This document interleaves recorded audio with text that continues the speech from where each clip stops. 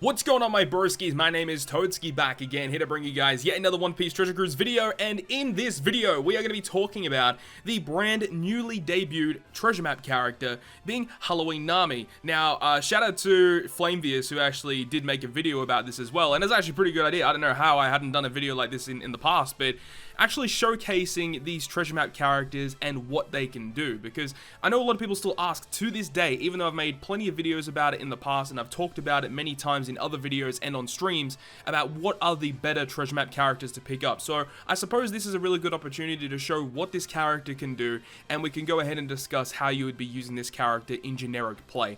But before we get into that, I want to talk about this Nami in greater detail. I briefly went over her in my treasure map preparation video, but I want to talk about her a little bit more here. Now, obviously, my sockets are not complete on her, which doesn't really matter too much.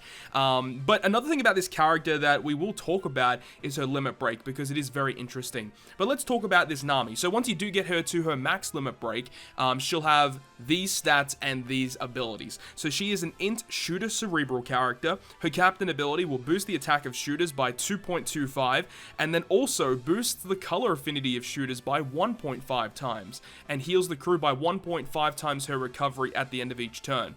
So for this character, most of the time, you're not going to be using her as a captain, but there are certain circumstances where you could use her.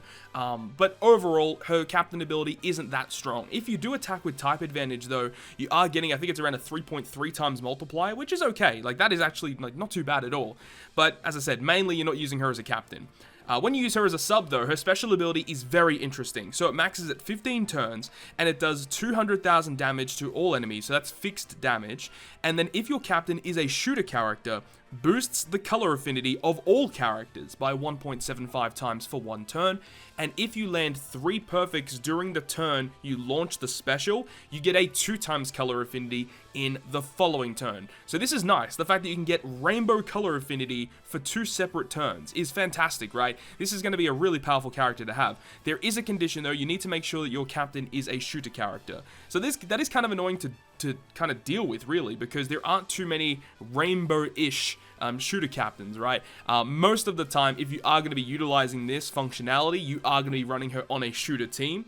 And I actually did look up myself. There are no characters in the game that swap into your captain spot that are classified as shooters, because if you had something like that, then you could abuse this special ability, like crazy different abilities you could abuse there. Unfortunately, there are no characters that can do that. As for the rest of her ability, she does have the 30 stat boost to shooters for a crewmate ability, and reduces your remove SFX duration by 10 turns, which is the blindness duration.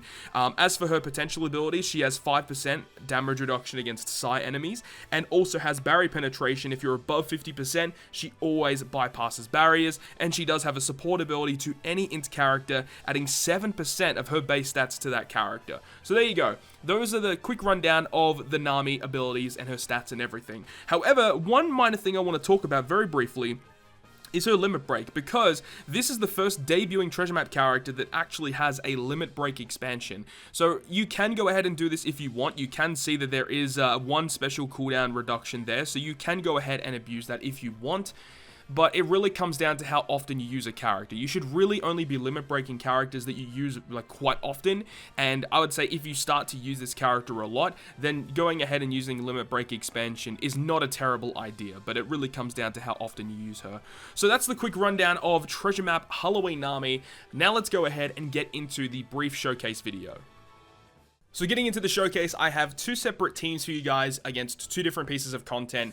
This is mainly regarding the most recent content that released on Global, one being the Colosseum Ores, which you guys are seeing right here, and the secondary clip is against the Halloween Luffy, 60 stamina Halloween Luffy. Against Luffy, we are actually using Nami as the captain. In this circumstance, I actually did try a team with Nami as the captain, and it honestly could have worked, but it just relied on RNG, and it wasn't really too fun, so I utilized this team utilizing Sabo as the captain instead, and it worked much better. I did actually use the support character of Sora on this Reiju, and it actually didn't work out well because Sabo needs to be a sub in order to make the tandem orb beneficial to the Reiju. So either way, just make sure you're changing that if you decide to run something like this. But either way, using this Nami is actually really strong. I love the fact that you can just enable your team to get just a rainbow color affinity.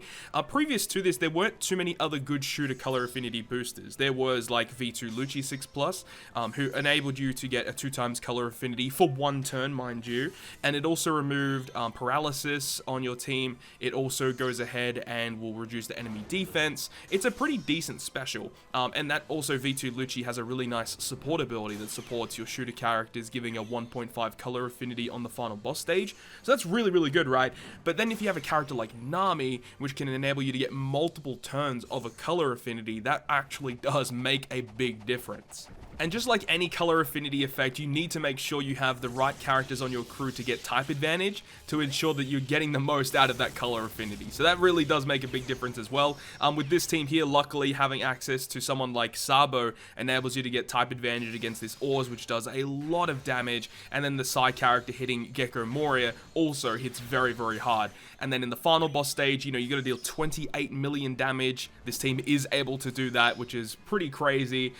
Being able to get access to the 2x color affinity that gets carried over to the next stage, and then we get the 2.25 times all boost with Sabo, a 3x chain lock with Sabo, and a 2.5 times attack boost with Ace. You can already see, like, there's crazy multipliers going around on the shooter team.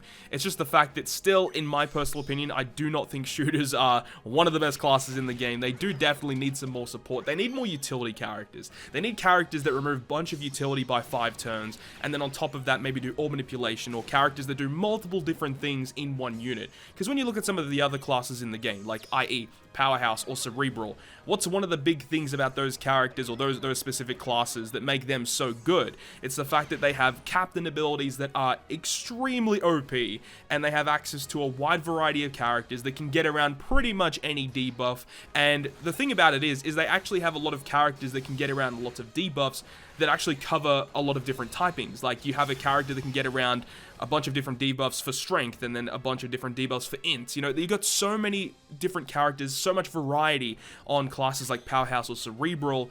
And I mean, even with Cerebral specifically, you've got a character like Sabo and Coalla, which is one of the most busted units in the game, with a switch ability to get free color affinity and attack boost.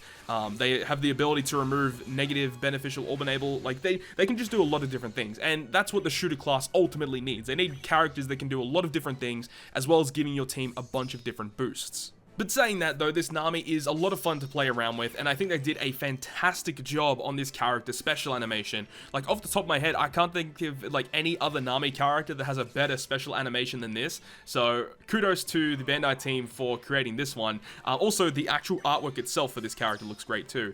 It's just another thing that, unfortunately, this is a treasure map Nami character. Like, I think it's a little bit weird that we have a secondary Nami treasure map unit. I think it would have been a lot crazier if they did like treasure map pudding or a treasure map something else, really. It just would have been a lot better if they just decided to use something else. Speaking and moving forward, right, the next treasure map to debut should be, going by Japan scheduling, should be the Wano Kuni Robin. And that character is really good. I'm really looking forward to that character coming out, because she has some of the best free-to-play utility in the game. So, like, if you're looking at, you know, which characters you want to farm up for treasure map, the next one that comes out is really, really good. It actually reminds me a lot of treasure map, like the original treasure map Nami, the Christmas version, because she just removes a bunch of different debuffs by 3 turns, and she does all manipulation and stuff.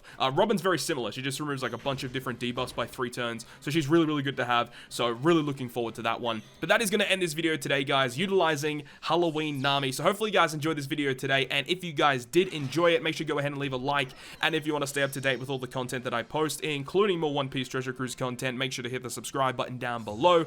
But on that, guys, I'll see you guys within the next video.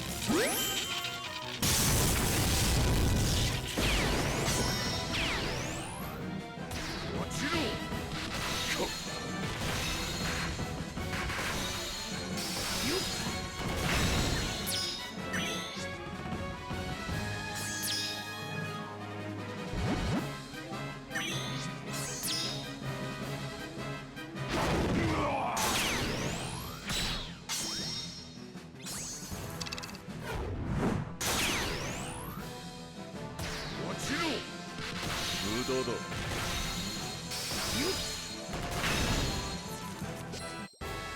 俺は決して人生に悔いは残さない。